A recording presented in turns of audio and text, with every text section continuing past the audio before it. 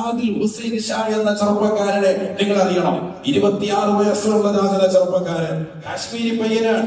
കുതിര സവാരി നടത്തി പഹൽഗാം എന്ന് പറയുന്ന അനന്തനാഗിലുള്ളതാകുന്ന ആ ചെറിയ ഗ്രാമത്തിൽ വരുന്ന ആളുകൾക്ക് കുതിരയുടെ പുറത്തിരുത്തിക്കൊണ്ട് സവാരി നടത്തിയിരുന്നതാകുന്ന 26 വയസ്സുള്ള ചെറുപ്പക്കാരൻ. അവന്റെ മാതാവ് നൊമ്പരപ്പെടുന്നുണ്ട്, എന്റെ ജീവിതം ഇനി എങ്ങോട്ട് മുന്നോട്ട് പോകും.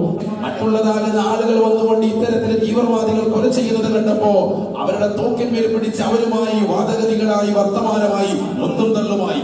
ഇത് കണ്ടതാകുന്ന മറ്റുള്ള ഭീകരവാദികൾ വന്ന് അവനെ വെടിവെച്ച് കൊന്നു, നിഷ്ഠൂരമായി കൊല ചെയ്തു. ഇവന്റെ മൃതദേഹത്തിന് അരികിൽ നിന്ന് വിങ്ങിപ്പൊട്ടുന്ന മാതാവിന്റെ ചിത്രവും പ്രിയപ്പെട്ട വിശ്വാസികൾ കണ്ടിട്ടുണ്ടാകും. ആദിൽ ഹുസൈൻ ഷാ മുസ്ലിം ചെറുപ്പക്കാരനാണ്. കാരണം ഒരു മുസ്ലിമിനെ തീവ്രവാദത്തെ ഒരിക്കലും പിന്തുണയ്ക്കാൻ പറ്റില്ല. നാളെ ഇന്ത്യ രാജ്യവും പാകിസ്ഥാനുമായി ഒരു യുദ്ധമുണ്ടായാൽ അള്ളാഹു അത്തരത്തിലുള്ള അവസ്ഥയെ തൊട്ട് ഒരു രാജ്യത്തും യുദ്ധമില്ലാത്ത സാഹചര്യമാണ് വേണ്ടത്. അതിനെ തൊട്ട് അള്ളാഹു നമ്മളെ കാക്കുമാറാവട്ടെ.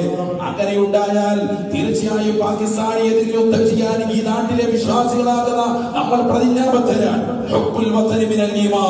സ്നേഹം സ്വരാജ്യ സ്നേഹത്തോട് അവിഭാജ്യ ഘടകമാണെന്ന് പഠിപ്പിച്ച പരിശുദ്ധ ഇസ്ലാമിന്റെ ആദർശവാദികളാണ് നമ്മളെല്ലാവരും.